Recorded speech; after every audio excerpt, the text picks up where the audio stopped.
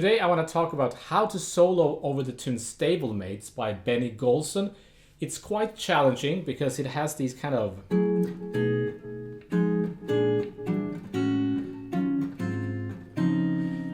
chromatic short 2-5-1s, which are quite challenging to solo over. There's one technique that I like to use is to use so-called cells. So we'll take a look at that. And then I'll also talk a little bit about how you can kind of get away from that after you have learned how to outline the chords with those cells. So let's get right into it. But first we need to actually learn the tune or play the tune. So let's get started, shall we?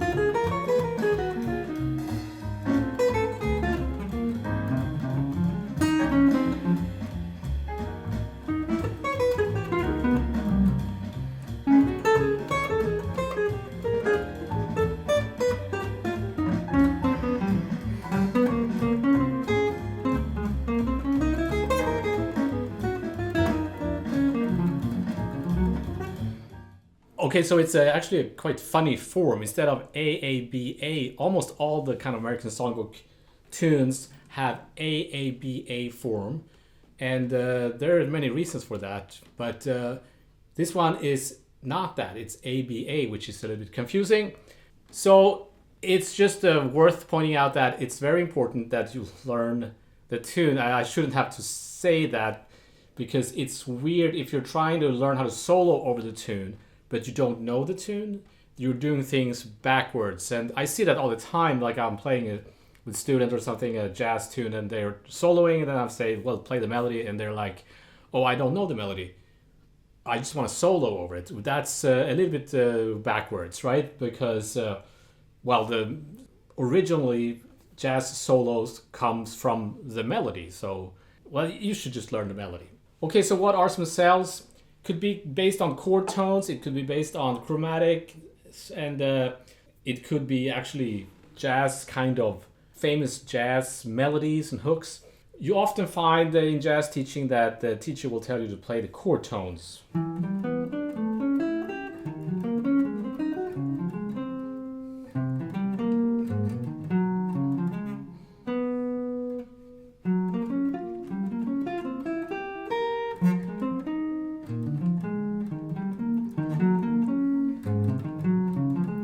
And that's all good, and but it's you should be able to do that. Some people say don't practice that, but I don't see, like, of course you need to be able to do that. And there's tons of other things you could do with that, but that's not what we're looking at today.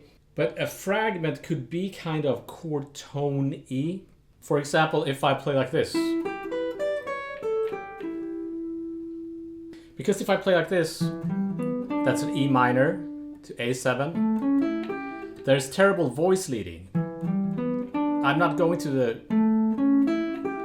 the transition between the chords should have a smooth voice leading. And if I play, then I'm using voice leading because that's D to C sharp.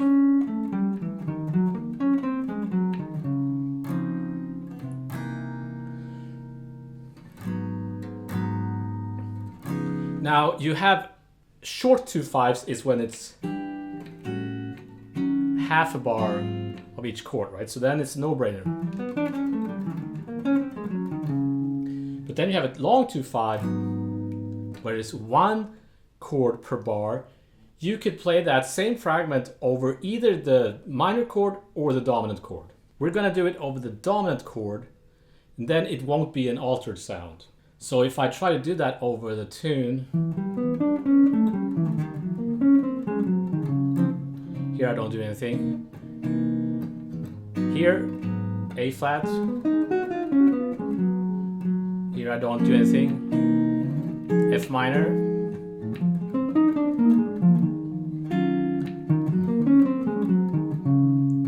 That was the A section, right? So the B section would be F minor. And the G flat, I think of it as F sharp. It would be C sharp minor, right?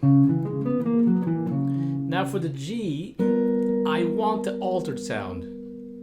So that means I have to play A flat minor, which gives me that altered sound. Even though you might say, well, one of the notes is not in the octave scale, but it's just one note. You can always go to the tritone. I'll explain that a little bit more later on.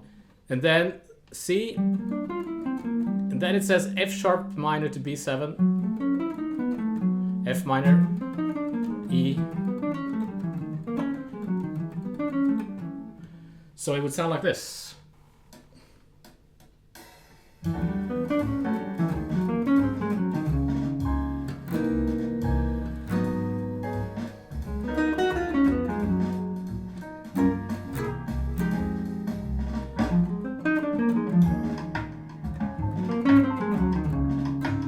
F minor, C sharp minor, A.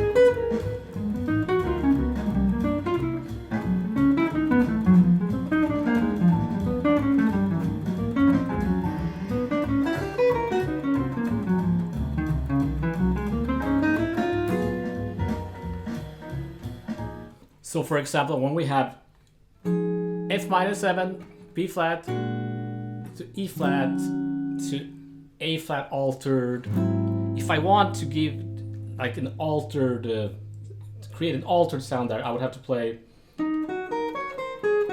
could play E flat, the fragment as is over the E flat minor, and then a tritone away. So E flat and then A minor, because A minor is kind of A flat altered, right? It's a melodic minor, but it's just like one note different. So players like Grant Green do this all the time. They play the 2/5 lick a tritone away to create a sub 5 or an altered sound. But that's not really what we're working on today. I'm just mentioning that I want to keep it simple. So let's find maybe a little bit more interesting fragment. That's one that I like. So it sounds very beboppy. So let's try that over the whole thing. I have entered it into MuseScore here.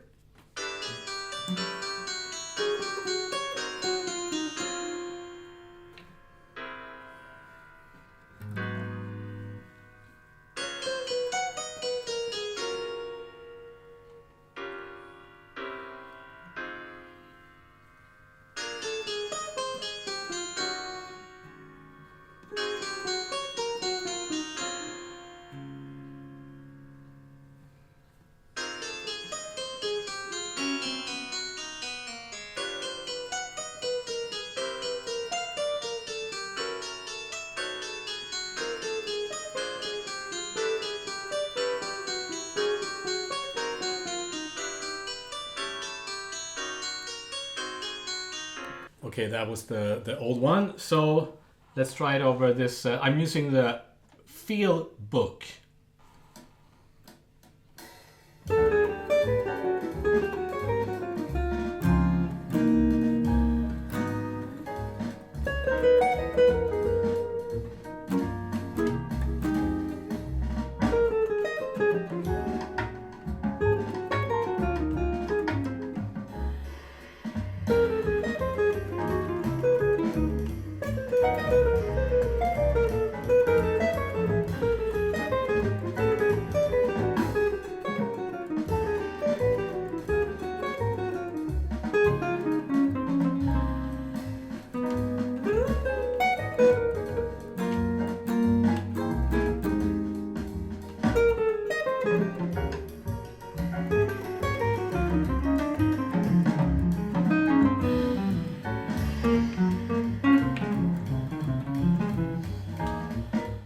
And of course, it all sounds very pattern.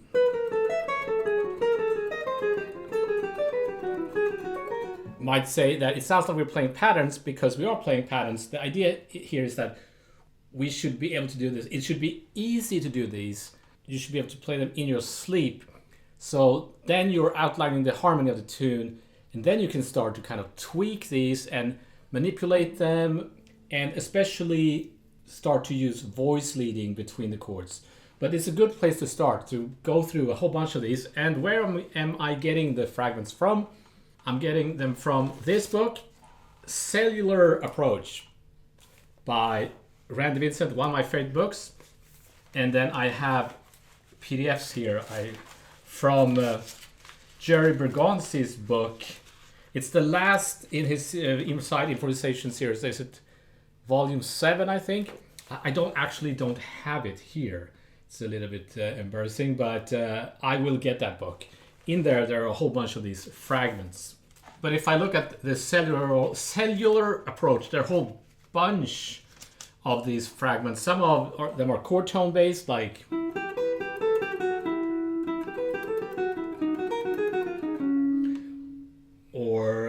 there's another one.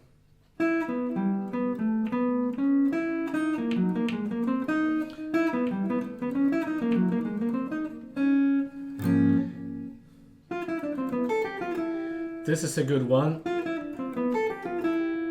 because it's just a scale.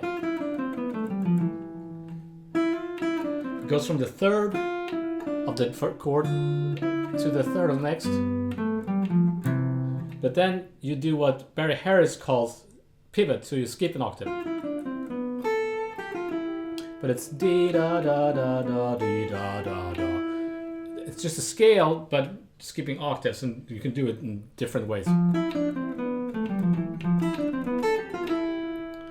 So if I take that over the Benny Golson tune, hopefully you can hear the chords go by.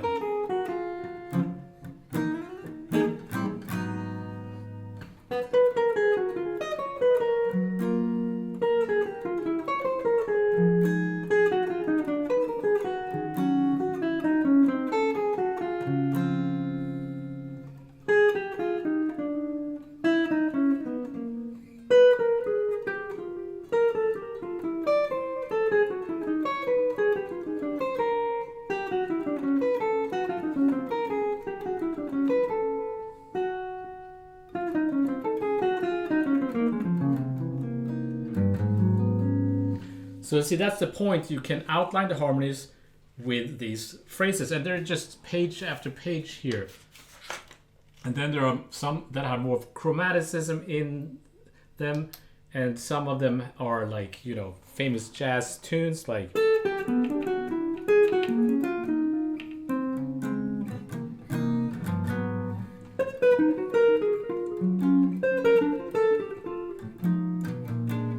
So I have compiled a whole bunch here, 4 from the books, each book. The first one is the one we looked at.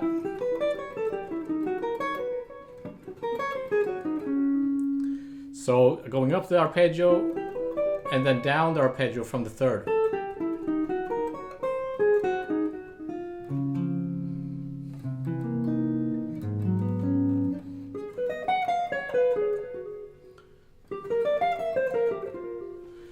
The next one goes from the fifth chromatically down to the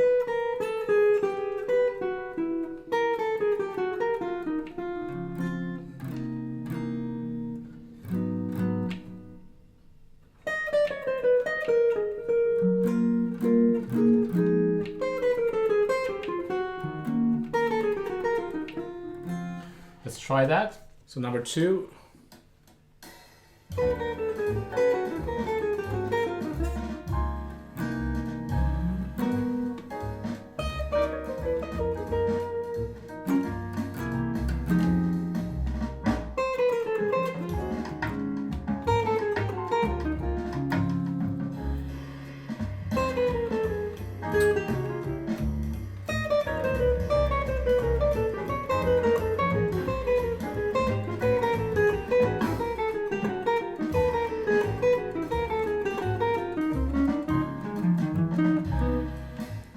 The next one is the famous Cry Me a River.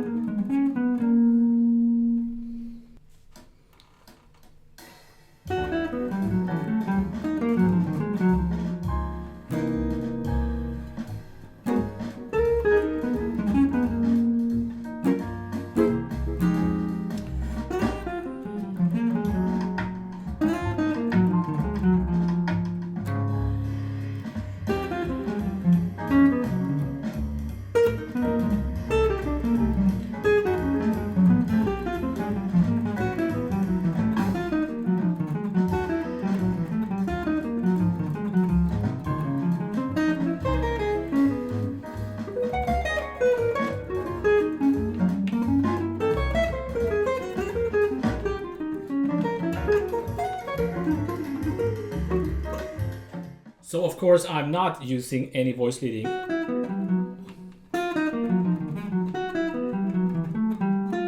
It's terrible voice leading. If I were to use voice leading, I would maybe something like that, right?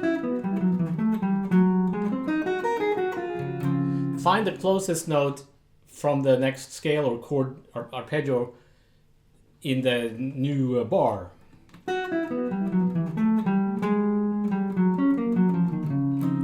Well, that's what you want to do next. First, I'm not worrying about fingerings, I'm not worrying about anything like that. If I'm playing the same kind of finger shape, I'm just making sure that I can play these fragments over all those chords and with good time and with good tone and without having to search for them. Because this tune happens pretty quickly and this could be faster than this. So also I should mention that that B section says F minor, G flat or F sharp, and then G altered, and then C. Sometimes you'll see the 2 5s in the charts, or sometimes it's just the dominant chords. It's basically the same thing. It doesn't really matter, right? That's the Barry Harris thing. Those 2 chords, the 2 5s, they're the same kind of sound in this way of thinking. It's just whatever the bass player decides to play. So also, you might be protesting now that, oh, I didn't write out the thing over the whole tune like I did with the tabs and everything there for the first example. No, because I could do that. It's not that I'm lazy. I think you know me if I make a video 2 videos a week, so I'm not really lazy.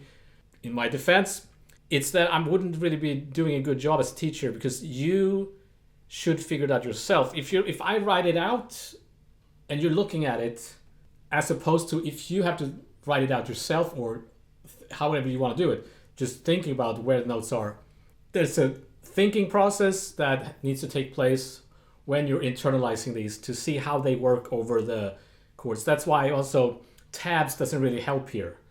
You need to understand that's, oh, it's the 9th, 1 5 3 2 1. stuff like that, right? Here's a bebop sounding, like Charlie Parker, surrounding that third of the A7.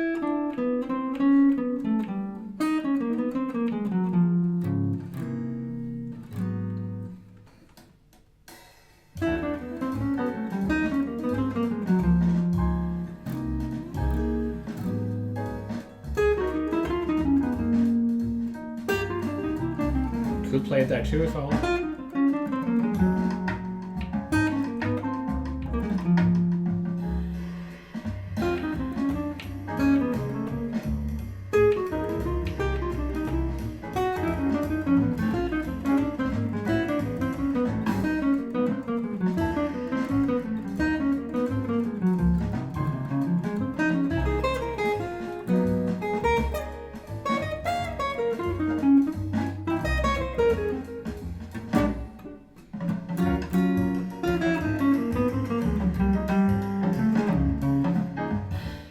So I could probably try to use voice leading.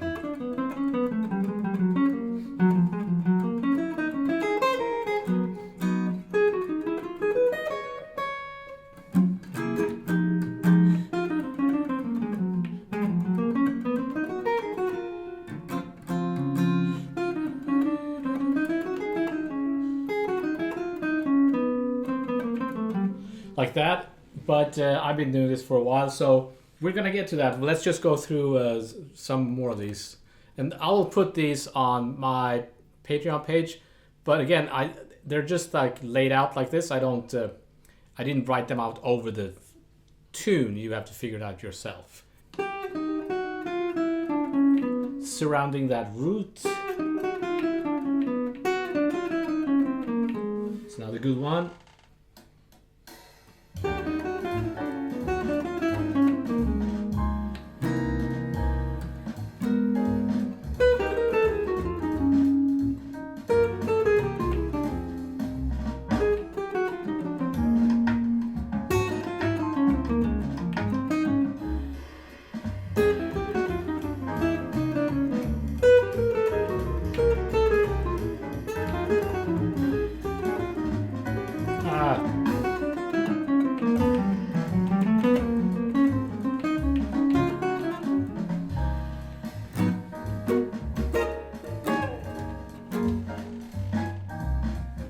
This one I love.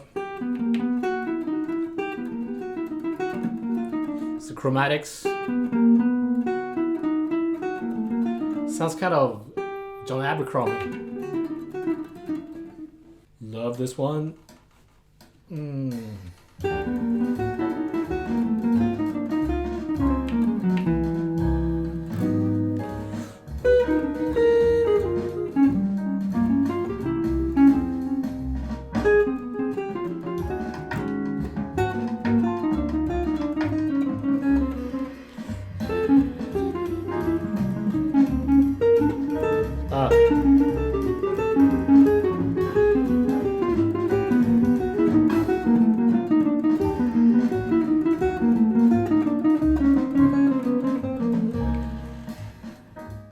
What I like about that is that you could go into like a scale pattern, transition into that. So it is a little bit funny. Sometimes it's minor. So it can sound a little bit funny when you're using, some of these are outlining a major sound, right? It's not a minor 2/5, but those are up for grabs. Like if it's like, listen to Grant Green, he plays like regular 2/5 over minor. When there's a minor 2/5 chord progression, he'll treat it as if it's a regular 2/5, and it's fine. Surrounding the third, let's just go through these.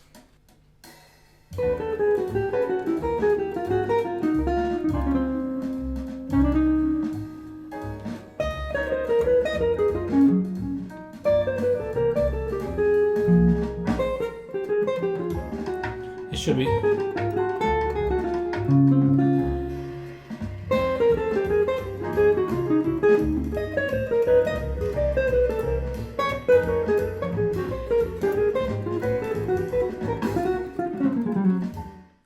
Next up, so these are from the Bergonzi book.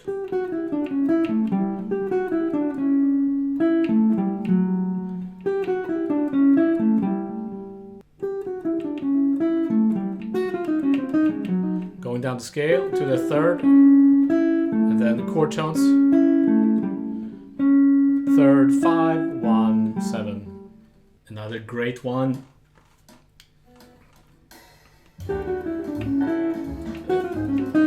Sorry.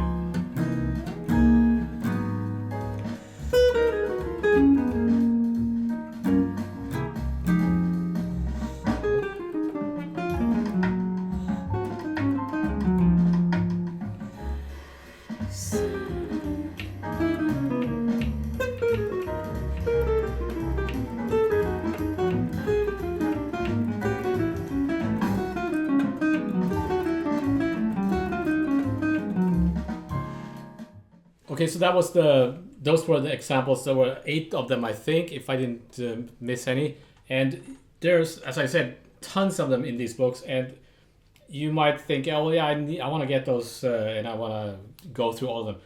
You don't necessarily have to play through all of them.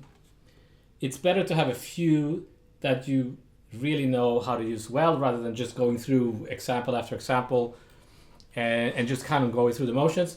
I should also mention that in the Bergonzi book, and I think maybe the other book too, it's categorized after which note it starts on. So if it starts on the 3rd, or if it starts on the 9th, or if it starts with the 1, and so on, which is gonna help you when you try to connect them with voice leading. So that's the first thing I want you to do. Now that you have a few of these, you should, again, make sure that you can play them at a fairly fast tempo and with a good feel and without having to think too much. It should be just kind of, shouldn't be like, because you can't really think when you're playing. It's like, oh, what's the next chord coming up? And I think that's what we're practicing here. We're getting used to the chord progression so that the chord progression becomes easy. We just kind of can play through it without thinking. Because if you have to think, what's the next chord? That chord is already gone. So the first thing is to practice voice leading, and you can do it even without a time. So if I take this lick, okay, now I have to find the next scale.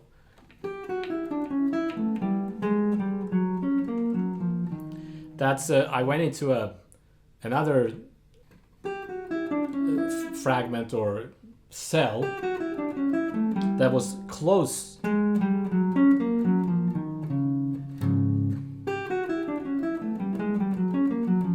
Or maybe I just want to play a scale.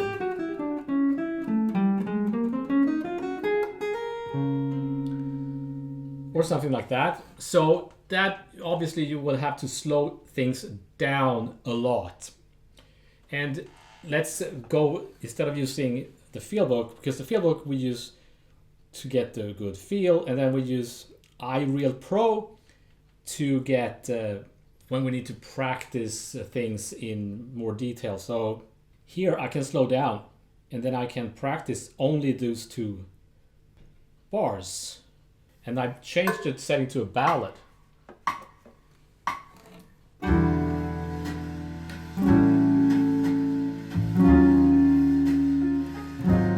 So maybe play a fragment.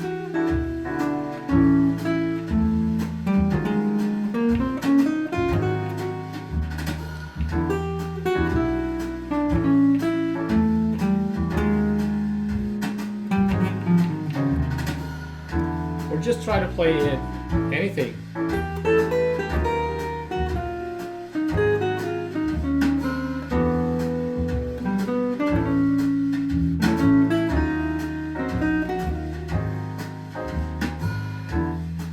So in iReal Pro, I can highlight the bars I want to work on.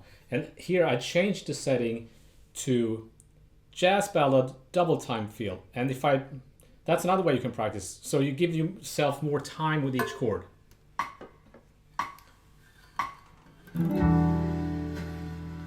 I could practice the cells.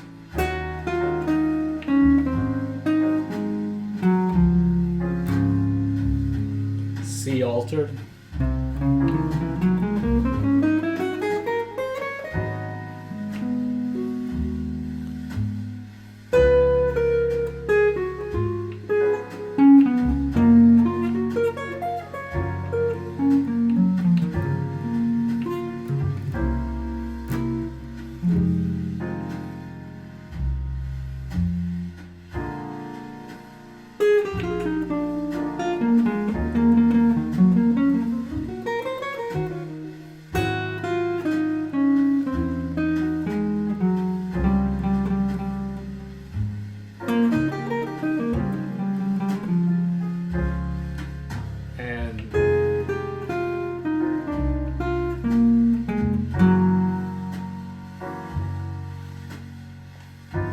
Let's say I would try to do that. Go from the F minor.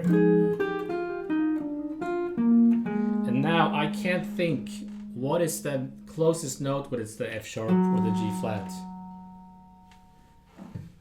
If my brain doesn't find that note, I stop and I think about it. Okay, yeah, of course it's a root. And then maybe I want to find a cell that starts on that note, or maybe I just want to try to play the scale or improvise. But you stop and you do it again, and this time you have programmed yourself that, oh yeah, that's the note. That's how you want to be practicing. So now I'm not practicing the cells anymore that much, even though I could. Again, I want to make sure that I have practiced the cells so that I have them really under my fingers. And again, it's better to have a few under your fingers than to have tons of them. I should also mention that I have made videos in the past where I talked about this. For example, the tune Milestones, Miles Davis. We talked about using cells, and the tune Moment's Notice. But I think that was before I had a Patreon account, so I don't know if there's a PDF there. But Moment's Notice is a very good example of a tune with fast-moving 2/5s. Also, the problem is that it sounds patterny because you're playing like everything is very like 4/4/4/4. So if I change the time signature, I won't be able to play I can still play the fragment or the cell, but I have to tweak it to fit the new time signature. So it doesn't have to be some crazy time signature. I like to practice 6/8 or 6/4 actually. So I just go in iReal Pro and change the time signature to 6/4.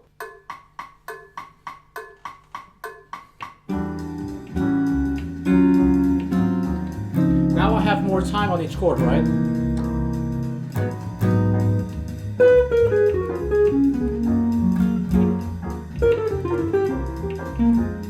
I could just use the same fragment, but I have to tweak them, as I said.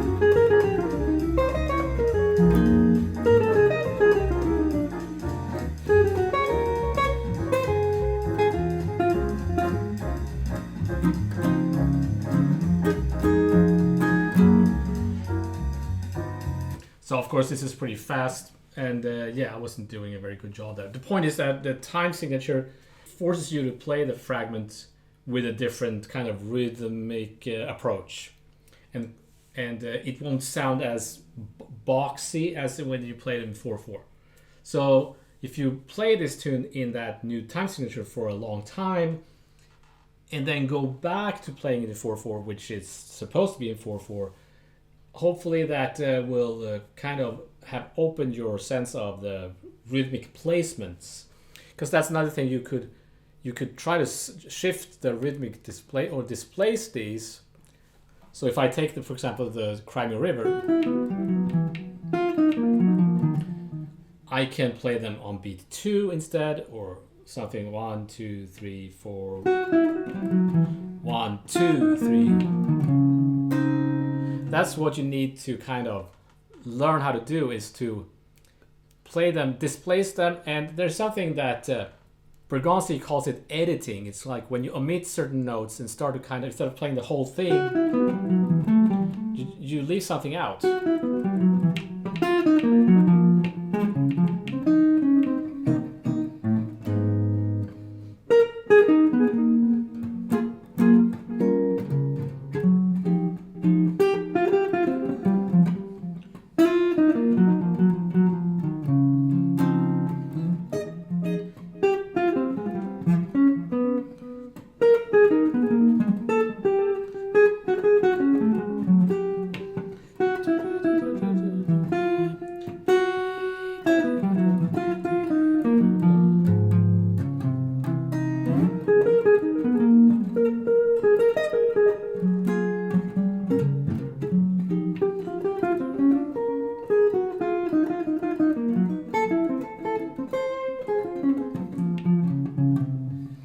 that's how I would practice this tune, and I need to practice this tune because it's pretty tricky, and that's pretty much what I had to say. I hope this gave you some ideas on how you can work on this stuff, and the fragments, the frags, if you will, and the patterns on the PDF.